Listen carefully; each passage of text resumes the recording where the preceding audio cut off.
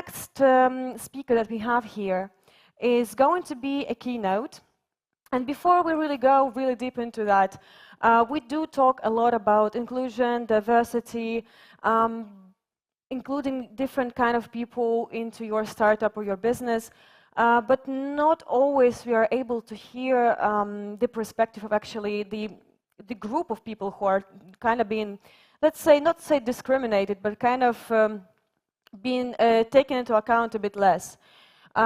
With that, we want to share the perspective of women in startups, and we will hear the keynote from Joanna just in a second. Well, I'm just checking if she's set up and good to go. Great. So let's hear from Joanna Pruszyńska-Witkowska, the CEO at Future Colors.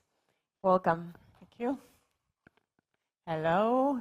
It's afternoon, Tuesday, and you're seeing here with me. So I see some women, not many men. So I guess I'll speak to women who know why actually women should be in this organization. But before we start, as I had this project in terms of this presentation to talk about why we need women founders, I asked first II and asked the question to Midjourney, show me a picture of startup founder. So this is what I got. Of course, no one is surprised. 4 men. Actually, I was quite interested that even we have a little one who is not 21, but he seems like over 40. That's excellent. But obviously, AI shows me that only founders of startups are men. So we had another prompt and asked, okay, well, show me women founders in startups. We got them. Also 4 very nice images. Even one was Asian, so that's not bad. Very young. So this is what we have. Male presentation, a little bit more diverse. In women, we have to really explain that we're looking for female founders. So here I am. I'm not really presenting any of the situation. I'm over 50. I have a mother of 4, so I have and I had before a different career. I had 20 years. I was running a PR agency. I have no tech background whatsoever. But we created a company called Future Colors, which we actually enable individuals to get into tech jobs. We provide intensive reskilling, upskilling programs, both for companies and individuals. And we are 2 female founders, but after way beyond 50. We've completed 2 rounds. At the moment, we are just finalizing pre-A round. We have growth of 70% year to year. And this year, we're going to finish with €2 million in sales. As we speak, we are already present in 5 markets. Yesterday, we started a big cohort, start with Ireland. And next week, we're starting Czech Republic and Slovakia. We have over 4,000 alumni, 14 different paths to IT, and 67% of our alumni are women. So we really believe that women can be in tech. Our bootcamps are in English and Polish, of course, and last thing, we are official Amazon Web Services partner. So this is possible, right? I'm 50, I'm a woman, and I'm running a tech organization which actually leads people to technology. So the question is something's wrong here? Because obviously, I am an example that's possible. Power AI shows me that it's only male, but at the same time, if you look into statistics and one say female is future. And I'm asking, is a female is really future? Because if you see into any data, according to Harvard Business Review, over 80% of decisions are made by women. Any buying decisions are made by women. We have 74% of girls interested in sciences. In STEM, we have 37, almost 40% of women are in science technology. And then we have 58 graduates. There's more women graduating from university than men. And then 57% of girls are interested in mathematics, and actually 57% of math alumni are women. At the same time, about 3% is going from VC to women. So what's going on? What's wrong about this situation? Of course, one of the answers, as probably you know, is that 95% of VC funding is going to male. Why? Because male choose the male. And as long as it's going to be run by male, this is one of the explanation, it's only going to go to the male founders. Something wrong with this picture, but this is it. Others say, well, you know, technology is really a male domain. Well, guys, the biggest revolution is happening, which is, of course, ChatGPT, is created by women.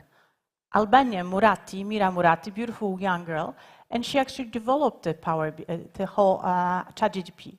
And at the moment, we know that 22% already of women are in AI operation and businesses. We have also a very interesting, great example, like everyone uses Canva, right? Australian-based founder. We have, I don't know who from States, who is into, I'm not, of course, I've been 25 years married, but people who are into Tinder, then probably the women around here, maybe they're now Bumble, which is $1 billion already operation, which is, of course, a dating application, which was created by a beautiful woman who really worked on a niche of directing her services to females, to women, and this is a successful operation. But then, so why does not many women start us? And my question is, why you should care? Why is it really relevant? Why is it important? And my actually objective and my main reason I'm here on the stand is to convince you that maybe you should search. Maybe you search for women to get in your family, be founders in your company. Maybe if there are women here and thinking about going to startups, you really should go. And I'll explain you why. First of all, they say, and it's proven example from many different reports I've given, that over 20% better performance are done by companies led by women founders. There's much, even some reports say even 63%. So once the woman, of course, there's less than men, they are in terms of the businesses they created, but they really run with extreme results. Even they said that $1 invested to woman founder company is 73% results, compared to male founder startup, it's 31% cents return. So you see, have a very ground reason in terms of financial results. Second is probably you know about, it's about diversity, inclusion, why really is important, and you all probably know anything new you heard, that really diversity drives innovation. More diverse you have set up of a team, better the results, because they have different perspective, they have different understanding, different vision of the world, different experiences they come to the table, and if you have a male, you have only the same people who are coming from the same university, coming from the same backgrounds and same kind of upbringing, they probably then see many possibilities, many differences and many reasons which is to develop a much better suitable service or even product. Other thing is, I just said, Harvard Business Review says 80% all decisions in terms of purchasing are made by women. So why don't you tap on this market? Why don't you go into this market by using one of the founders, by using one of the team women to actually help you to understand what woman needs? Because this way you can, again, tailor and target your services to the woman market, which is very essential. So this is, again, a very wise business decision. Next thing is increase of employee engagements. I mean, we just saw about how to attract best candidate, and we know over report shows that even now today, especially the Z generation, the young generation, looks for company who has diverse team of employees, that they care about diversity inclusion, that actually they're concerned about representation and reaching everyone to care. So this is really another reason why you should get into funding, why you should get women into boards, because that makes your company much more attractive to other amazing candidates. Another thing which I think is sometimes not really over-promoted is the soft skills which women have. As has been proven again, even in Google, their candidate experience, they're selecting for experts. And once they realized that they've got a bunch of wonderful experts who are working on a special application, but the results were not that fine. And then they decided that actually they're going to look for less capabilities, but more into organization skills, communication skills, all the soft skills. So they decrease the level of actually demand of the skills, but they look into soft skills. And then the results was much better. And then what was they actually learning from that is the soft skills are extremely important to end up building right and suitable organization. And again, this is something which actually women come from with their DNA. This is how they've been brought up. They have to resolve always in terms of negotiating, discussing, collaborating, communicating. It's something which is in depth in their profile. So again, by using and applying this kind of search for women, you actually are successful in developing much better core skills, which are soft skills. And I'd like to now just go into what actually happened when you don't have this female perspective, when you don't have a founder on your team, you don't have another employee who works with you who are not same type as you are. Well, first of all, you are losing in terms of developing right products and losing in terms of right services. This is some example. For example, this is one of the very famous one. It's Apple's Health app, which was developed almost 10 years ago, and actually didn't use the understanding of the monitoring the menstruation, which is key importance for more than 50% of the population. It was a flaw. Second one is the airbags designed for, but mostly were for male. So again, when they were not making security, because when women were driving, they were not providing them this important protection because it was designed for men. Third one was the voice recognition software. Again, if this was created, software voice recognition was created by male, and somebody couldn't recognize women speaking to them, again, a product was failed. The service was failed because it was not included, women were not testing this product, and it was not targeted and geared towards female population. And of course, the online dating platforms. That's what the big success of Bumble, because Tinder didn't again had opportunity to allow women to select who they're going to speak to, and have several features which was failing because didn't use woman perspective. And I'd like to tell you about my personal experience of failed innovation. Anyone here who are from Poland, they know Żabka. And Żabka is a really Polish, huge innovative company, and they created self-service stores. It was called Żabka. It was huge innovation. It was huge announcement in the market saying that, you know, everyone was, you know, they had like 1,000 likes on the LinkedIn. Everyone was bragging about this amazing first ever invention which was done in Poland, and not only in Poland, because banks were not able successful to do, and this store was able, but they missed one thing. They made stairs.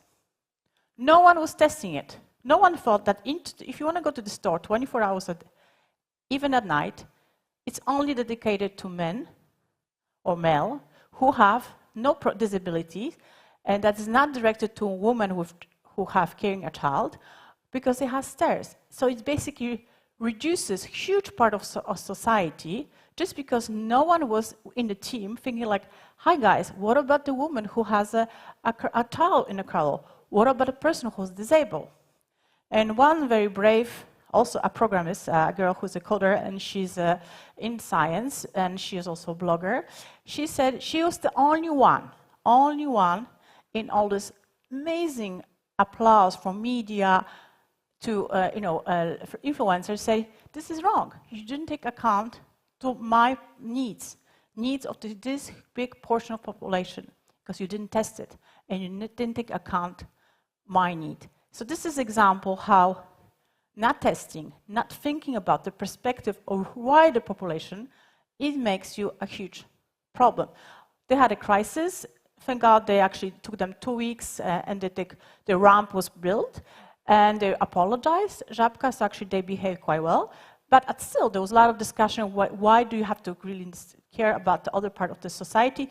Innovation is wonderful, innovation is just great. So, financial results, better control. Oh, I think I lost one here, sorry. Just one slide was lost, but anyway. So another slide I want to show you is also financial results in terms of risk taking. Women are shown that are much better in terms of using the money. From what, again, a study would show that 25% they spend less money of the funders. I know because we do that with the funders we work. And it's because they're much more risk controlling, overseeing what might happen.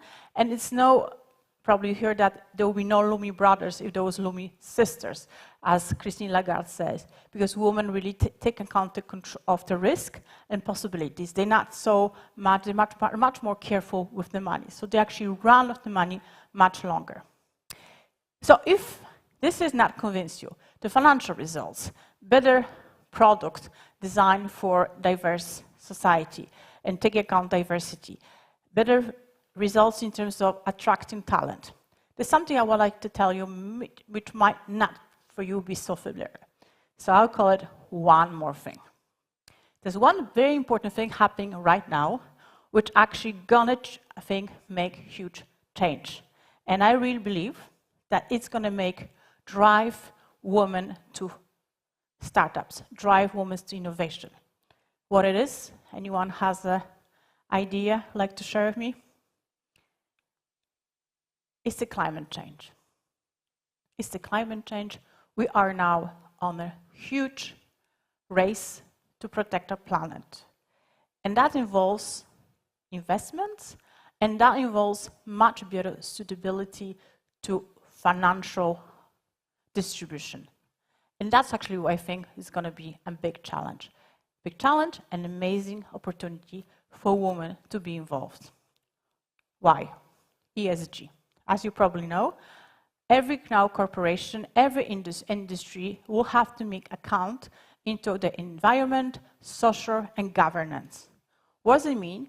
That if you're going to create a product, and you probably want to do MVP, you like to do product tests with a company. I know because my son is also running a startup. So this is the more important. If you're going to show that you have only male founders, that you don't have anyone in your team who's a woman or even, especially from different race, you're really losing because they will only choose companies and startups who take account to ESG because all these companies, they have to account what they're doing with the money, how they're spending the money, and what companies they're going to bring. So the ESG is coming, and ESG is a huge, I would say, vehicle to change, to really for companies to look into what's the actually they buying. So think about that. Second thing is money. Probably you are here saying, if you're a startup, I am a startup myself, I'm just running the pre-A, we're all looking for money. So here, guys, great news. There's loads of money, loads of money in climate protection. So anyone here is here and sitting at this wonderful place in Wrocław, think about if your product, if your service can apply, can be maybe changed or already is applying to climate protection. Energy, water protection, land, agriculture, you can find it. There's going to be almost GDP of each country spent yearly. 27 trillion has to be invested. It's a huge opportunity. And money will go. So first of all, think about who is in your team, because you are going to have to be monitored, and think about huge amount of money which is coming. Third example, the money has to go to women. So 3 reasons, another reason. So if this doesn't convince you, their report, for example, USAID, Amazon, which we work in, Amazon Web Services, they announced, I don't know example number, $53 million, which is going to be given to women-funded companies. $500 million, which are given to women-funded companies by the European Union. So there's a huge amount of money distribution, and it's possible you can tackle that if you have women on board. So work about your product, which can help and strive and protect the planet, and think about that maybe just including some of your founders who will be women, inviting them to the team, you actually have 3% bigger chance of gaining funds, or even going to funds which you were not able to apply. And so this is just an example of what it invested. 56 trillion will be invested in green infrastructure to achieve net zero, and 30% of the 56 billion will benefit directly to women and girls. So not only the solutions, but also the funders. So to finish that, I would say that the future, which is my always claim to whatever we say, the future belongs to those who hear it coming. So the coming is the future. Its presence in economy is here. It will be. It's the ESG. It's the climate change investments. Also, the whole reports will show the much better results. So I think whatever you think about the product, the team, the funders, you should really think about investing and inviting women to join.